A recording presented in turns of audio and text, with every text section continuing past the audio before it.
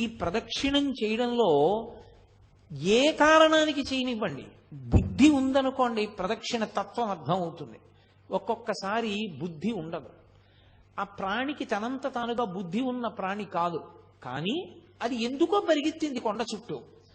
బుద్ధి లేని ప్రాణైనా దానికి ప్రదక్షిణం యొక్క విలువ తెలుసుకునే అవకాశం దాని ఉపాధికి లేకపోయినా అది పరిగెత్తింది కాబట్టి పరమేశ్వరుడు ఫలితం ఇస్తాడు. అది స్థూల శివుడుగా ఆయన రావడం వల్ల లోకానికి కలిగినటువంటి మహోపకారం.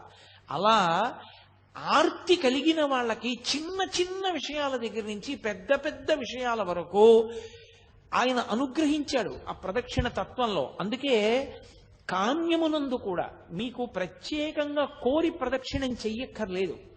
ఆదివారం నాడు ప్రదక్షిణం చేశాడనుకోండి, ఆదివారం నాడు ప్రదక్షిణం చేసి వచ్చేస్తే సూర్యమండలాన్ని భేదిస్తాడు జీవుడు. శరీరం పడిపోయిన తర్వాత శరీర పతనానంతరము సూర్యమండలాన్ని ఛేదించి కైలాసంలో శివలోకానికి వెళ్ళి శివ సాన్నిధ్యమును పొందుతాడు. ఒక సోమవారం నాడు ప్రదక్షిణం చేశాడనుకోండి, జరామృత్యువులను దాటతాడు. జరామృత్యువు అంటే వృద్ధాప్యము, మృత్యువు. ఇదొక చిత్రమైనటువంటి విషయం. చాలా మంది త్రిదళం త్రిగుణాకారం త్రినేత్రంచ త్రియాయుధం అంటుంటారు, కానీ అలా లేదు. అసలు యథార్థ పాఠం త్రియాయుషం అనుంది. త్రియాయుషం ఏకబిల్వం శివార్పణం. త్రియాయుషం అంటే 3 రకములైన ఆయుర్దాయాల్ని కోరుతారు. నేను వృద్ధాప్యాన్ని చూడాలని నేను కోరుకోవాలి. బాల్యము, కౌమారము, యవ్వనము దాటి నేను వార్ధక్యాన్ని చూడాలి అని అడగాలి. ఎందుకో తెలుసా? వార్ధక్యాన్ని చూడలేదు అంటే అపమృత్యువు. నా మనవల్ని ఎలా చూస్తాను? నా మనవల్ని చూసేశాను అనుకోండి, నేను నా 2వ తరాన్ని చూసేశాను. 2 తరాలు చూసేశాను అంటే లౌకికంగా నేను నా ఆయుర్దాయం చేత పరిపూర్ణంగా వంశంలో ప్రధానమైన మలుపులు చూసేశాను. ఇప్పుడు నేను వానప్రస్థానికి, ఈశ్వరుణ్ణి చేరుకోవడానికి, తపస్సు చేసుకోవడానికి వెళ్ళవచ్చు, అర్హత పొందుతాను. ముందే పడిపోయిందనుకోండి శరీరం, అసలు ఇంకా కొడుకు లేడు, కొడుకుని చూడలేదు, తను చెయ్యవలసిన కర్తవ్యాలు పూర్తి చేయలేదు, అది అపమృత్యు దోషం అంటారు దాన్ని. అలా పడిపోకూడదు శరీరం. కాబట్టి అపమృత్యు దోషం పోవాలి అంటే జరా అంటే వృద్ధాప్యమునందు చింతతో అమ్మో ఇది పడిపోతుందేమో, అమ్మో ఇది పడిపోతుందేమో, అమ్మో ఇది పడిపోతుందేమో అని బెంగతో కాకుండా అమ్మో ఇది పడిపోకముందే చేసేయాలనేటటువంటి తాపత్రంతో చెయ్యగలిగినటువంటి స్థితిని పొంది తదనంతరము ఇక మళ్ళీ ఇంకొకసారి చావవలసిన అవసరం ఉండదు. అది ఆఖరి చావు. అంటే ఇంకోసారి పుట్టడని గుర్తు. పుడితే కదా చావడం. అది ఆఖరి వృద్ధాప్యం. ఆ ఆఖరి వృద్ధాప్యం భయంతో ఉండదు. ఆ ఆఖరి వృద్ధాప్యం త్వరతో ఉంటుంది. ఓ జుట్టు తెల్లబడిపోతోంది, 60 వచ్చేసాయి, చేసేయాలి గబగబా మంచి కార్యక్రమాలన్నీ. ఈపాటి ఓపిక ఉండగా సంధిబంధములు సడలిపోకముందే ఈశ్వరారాధన చేసేయాలి, ఈశ్వరుడిచ్చిన సమయాన్ని సాధ్యమైనంత వెచ్చించేయాలి అని త్వర కలిగి భగవదారాధన యందు మగ్నుడవుతాడు. మగ్నుడై ఆ భావనతో భావనతో భావనతో భావనతో ఉన్న కారణం చేత శరీరం పడిపోతున్నప్పుడు కూడా పటికి బెల్లం తిన్న నోరులా ఆ పారవస్యంతో పడిపోతాడు. పడిపోయిన కారణం చేత భగవంతుని యొక్క స్మరణలతోనే వెళ్ళిపోయాడు కాబట్టి ఇక మళ్ళీ రాడు కాబట్టి ఇక ఇంకొకసారి చావడు, ఇంకొకసారి పుట్టుక లేదు, ఇంకొకసారి మరణము లేదు. అందుకని జరామరణములను దాటాలి అంటే సోమవారం నాడు ప్రదక్షిణం చేయాలి. నువ్వు వేరే ఏమీ అడగక్కర్లేదు. ఏ రోజు ప్రదక్షిణం చేసినా ఫలితమే. ఈ కాలమా ఆ కాలమా అలా ఏం లేదు. మంగళవారం నాడు ప్రదక్షిణం చేస్తే సార్వభౌమత్వము. అయితే నేను ఇక్కడ మీకు ఒక మాట చెప్పవలసి ఉంటుంది. స్వయంగా భగవాన్ రమణులే చెప్పిన మాట. అరుణాచలంలో అరుణగిరికి ప్రదక్షిణానికి మంగళవారము శ్రేష్టము, చాలా మంచిది. మంగళవారం నాడు గిరి ప్రదక్షిణం చేస్తే ఎందుకో తెలుసా? అది అగ్ని కొండ, పావకి సుబ్రహ్మణ్య తత్వం, అది సుబ్రహ్మణ్య క్షేత్రం, శివానుగ్రహం. అక్కడ మంగళవారం నాడు ఉదయం కుజహోర ఉంటుంది. కుజుని యొక్క శక్తిని తగ్గించగలిగిన వాడు సుబ్రహ్మణ్యుడు. మంగళవారం సుబ్రహ్మణ్యానుగ్రహాన్ని ప్రోధి చేస్తుంది. అందుకే మంగళవారం నాడు ప్రదక్షిణం చాలా గొప్పది. సూరి నాగమ్మ గారు ప్రతి మంగళవారం గిరి ప్రదక్షిణానికి వెళ్ళేవారు. అప్పుడు మంగళవారం నాడు ప్రదక్షిణం చేసిన వాడు సార్వభౌముడవుతాడు. సార్వభౌముడవుతాడు అన్న మాటకు అర్థం చక్రవర్తి అంటే రాజ్య పరిపాలనే అనుకోక్కర్లేదు. భక్తి సార్వభౌముడు కావచ్చు, వైరాగ్య సార్వభౌముడు కావచ్చు, జ్ఞాన సార్వభౌముడు కావచ్చు. కాబట్టి మంగళవారం నాటి ప్రదక్షిణం సార్వభౌమత్వాన్ని ఇస్తుంది. బుధవారం నాడు గిరి ప్రదక్షిణం చేసినటువంటి వాడికి అపారమైనటువంటి పాండిత్యం అబ్బుతుంది. పాండిత్యం అంటే ఏవో కొన్ని పద్యాలు కొన్ని శ్లోకాలు చెప్పడం అనుకుంటున్నారేమో, కాదు. పండాహ అంటే భగవంతుని యొక్క జ్ఞానము కలుగుట. భగవద్జ్ఞానము కలగాలి అంటే తనంత తానుగా లోపల పొటమరించాలి అంటే బుధవారం నాడు ప్రదక్షిణం చెయ్యాలి. గురువారం నాడు నియమంగా అరుణాచలానికి ప్రదక్షిణం చేసిన వాడు లోకగురువు అవుతాడు. అంటే జగద్గురు స్థానాన్ని పొందుతాడు. అంతటి మహానుభావుడు అవుతాడు. అంటే బహుశః లోకం కోసం పుట్టిన కారణజన్ముడే తప్ప కర్మ అనుభవించడానికి పుట్టిన జన్మ కాదది. అటువంటి స్థితిని పొందుతాడు. శంకర భగవత్పాదులు, ఒక చంద్రశేఖరేంద్ర సరస్వతి మహాస్వామి వారు, ఒక చంద్రశేఖర భారతీ మహాస్వామి వారు, నృసింహ భారతీ మహాస్వామి వారు, వీళ్ళందరినీ జగద్గురువులు అంటారు. ఆ జగద్గురు స్థానాన్ని అలంకరిస్తాడు. అది గురువారం నాడు జరిగేటటువంటిది. ఇక శుక్రవారం నాడు అపార సంపత్తి, ఇహమునందు విశేషమైనటువంటి ఐశ్వర్యాన్ని పొంది అంత్యమునందు విష్ణుపథాన్ని పొందుతాడు. విష్ణుపథం అంటే వైకుంఠం, వైకుంఠాన్ని పొందుతాడు. అది శుక్రవార ప్రదక్షిణ. శుక్రవార ప్రదక్షిణంలో సంపత్తి అన్న మాట నేను వాడినప్పుడు ఎంత డబ్బు వస్తుందండి అని నన్ను అడక్కండి. సంపత్తి అన్న మాటకు అర్థం ఏమిటో తెలుసా? తృప్తి. నాకున్న దాంతో నేను తృప్తిగా ఉండడమే ఐశ్వర్యం. ఐశ్వర్యము అన్న మాటకు అర్థం ఏవో ఉంటే సంతోషం అయితే నీ జన్మలో సంతోషం అన్న మాటకు అర్థమే ఉండదు. ఎన్ని తెచ్చి నీ దగ్గర పెట్టినా నీకు ఇంకా లేనిదోటి ఉంది. నీకు ఏది ఉందో దాన్ని చూసుకుని మురిసిపోవడం నీకు అలవాటైతే నిన్ను మించిన ఐశ్వర్యవంతుడు ప్రపంచంలో లేడు. కౌపీనవంత కలు భాగ్యవంత అంటారు శంకరాచార్యుల వారు. గోచీ పెట్టుకున్న వాడంత ఐశ్వర్యవంతుడు ఎక్కడున్నాడన్నారు. అన్నీ వదిలి ఇది చాలని వాడు సంతోషంగా గోచీ పెట్టుకు తిరుగుతున్నాడు. ఇన్ని పట్టు పీతాంబరాలు కట్టుకున్నా ఏదో లేదని వీడు ఏడుస్తూనే ఉన్నాడు. అందుకే చక్రవర్తులు కూడా అన్నీ విడిచిపెట్టిన ఋషుల ఆశ్రమానికి వెళ్ళి కూర్చుని శాంతి పొందేవారు. వాళ్ళు అన్ని విడిచిపెట్టి శాంతి పొందారు. అన్ని ఉండి అశాంతిలో వీడుంటాడు. శాంతి ఐశ్వర్యం. అందుకే మనకి సనాతన ధర్మంలో ఏం చేసినా ఓం శాంతి శాంతి శాంతి అని పూర్తి చేస్తారు. శాంతిని మించిన పరమైశ్వర్యం, తృప్తిని మించిన పరమైశ్వర్యం లోకంలో ఇంకోటి లేదు. నాకు ఈశ్వరుడు ఇది ఇవ్వలేదని ఏడిచేవాళ్ళు చాలా మంది ఉంటారు. నాకు ఈశ్వరుడు ఏమివ్వలేదని అడిగేవాడు కోట్ల కోట్ల మందిలో ఒక్కడే ఉంటాడు. అలా అడగగలగాలి అంటే వాడు నిత్యతృప్తుడై ఉండాలి. వాడు బ్రాహ్మణుడు. వాణ్ణి మించిన బ్రాహ్మణుడు లేడు. అందుకే వ్యాసుడు దేవి భాగవతం చెప్తూ పరమేశ్వరుడు కూడా ఎవరి పాదములకు నమస్కరిస్తాడని అడిగాడు.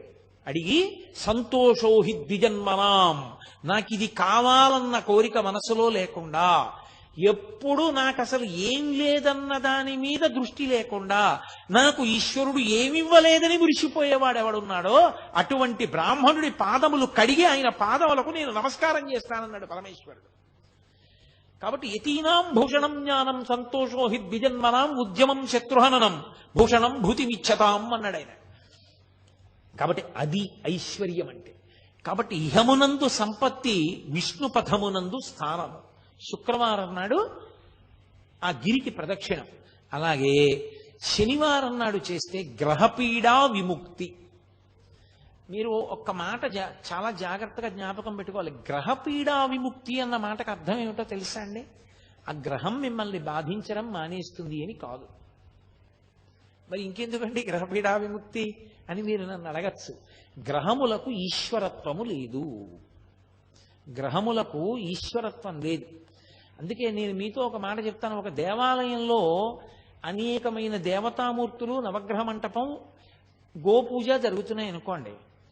మీరు ఏదైనా మరిచిపోవచ్చేమో కానీ గోవుకి ప్రదక్షిణం చేయకుండా మీరు వెళ్ళకూడదు. ఒక దేవాలయానికి ఎదురుగుండా ఒక ఆవు మేస్తోంది అనుకోండి, మీరు గుళ్ళోకి వెళ్ళడం ముఖ్యమా, ఆ గోవుకి ప్రదక్షిణం చేయడం ముఖ్యమా అంటే గుళ్ళోకి వెళ్ళడం కన్నా గో ప్రదక్షిణం ముఖ్యం. మీరు గుళ్ళోకి వెళ్ళి గోవును వదిలేసి వెళ్ళారనుకోండి, ఈశ్వరుడు కూడా అనుగ్రహించాడు. గోప్రదక్షిణమే గొప్పది. దిలీప చక్రవర్తి వృత్తాంతం లేదు, గోవును దాటిడితే ఏమయ్యాడు? గోవుకి ప్రదక్షిణం చెయ్యాలి. నవగ్రహ మంటపానికి ప్రదక్షిణ వదిలేశారనుకోండి ఉపద్రవం రాదు. ఎందుకో తెలుసా? గ్రహములకు ఈశ్వరత్వము లేదు. కొంతమంది పొరపాటున శనీశ్వరుడు అంటుంటారు. శనీశ్వరుడు అన్న మాట లేదు. శనైశ్చరుడు. శనైహి చరహ. మెల్లగా మెల్లగా నడుస్తాడు ఆయన. అందుకని ఆయనకి శనైశ్చరుడు తప్ప శనీశ్వరుడు లేదు. అసలు గ్రహములకు ఈశ్వరత్వము లేదు. ఈశ్వరత్వము లేదు అన్న మాటకు అర్థం ఏంటో తెలుసా? ఆయన గుమాస్తాయే కానీ అధికారి కాడు. గుమాస్తా గారు వద్దు ఈయనకి 2 ఎకరాల పొలం ఇవ్వకూడదు అని రాశాడు. కలెక్టర్ గారు ఫైల్ చూసి అక్కర్లేదు ఇతనికి ఇవ్వచ్చు, పేదవాడు పాపం, ఇతనికి ఇవ్వడానికి తగిన కారణాలు నాకు కనపడుతున్నాయి కాబట్టి 2 ఎకరాలు ఫలానా చోటు ఇతనికి ఇవ్వండి అని రాశాడు. గుమాస్తా మాట నెగ్గుతుందా? గ్రహబాధ విముక్తి అన్న మాటకు అర్థం ఏమిటో తెలుసా? గ్రహముల యొక్క పీడ కింది స్థాయికి వెళ్ళిపోతుంది. ఈశ్వరుడు పిలిచి అంటాడు, వాడిని నువ్వు బాధ పెట్టడానికి వీలు లేదు. ఇప్పుడు పాము కరవాలి వాడిని చీమ కరుస్తుంది. అంటే గ్రహం ఈశ్వరుడి మాటని బట్టి బాధించడంలో కింది స్థాయికి వెళ్ళిపోతుంది. అప్పుడు అసలు మిమ్మల్ని బాధించినట్టు ఉండదు. పాము కరిస్తే పడినటువంటి బాధ వలన పోవలసిన పాపం చీమ కరిచిన బాధని పాము కరిచిన బాధతో సరిపెట్టి పోగొడతారు. కొంతమందిని చూడండి, కారాగారంలోంచి సత్ప్రవర్తన వలన విడుదల చేసేసామంటారు. మనం ఎన్నుకున్న ప్రభుత్వానికే అంత అధికారం ఉంటే పరమేశ్వరుడికి గ్రహములను ఆదేశించడానికి అధికారం ఉండదని మీరు ఎలా అనుకుంటున్నారు? అది గ్రహపీడా విముక్తి అంటారు దాన్ని. అది శనివార ప్రదక్షిణం చేత కలుగుతుంది. కాబట్టి అసలు అరుణాచలానికి వెళ్ళి గిరి ప్రదక్షిణం చేసినటువంటి వాడికి పరమశివుడు గౌతమ మహర్షితో చెప్పిన మాట ఏమిటో తెలుసా? వాడికి ఆయనము, రోజు, ఋతువు, తిథి, నక్షత్రము, వారముతో సంబంధము లేదు ఎప్పుడైనా సరే. అయితే ఈశ్వరుని యొక్క అనుగ్రహము కాలమునందు విశేషమైతే ఉత్తరాయణ పుణ్యకాల ప్రవేశము, అలాగే ఒక గ్రహణ సమయమునందు, అలాగే ఒక పౌర్ణమి తిథి ఎందు, అటువంటప్పుడు ప్రదక్షిణం చేస్తే విశేష ఫలితము సంక్రమిస్తుంది.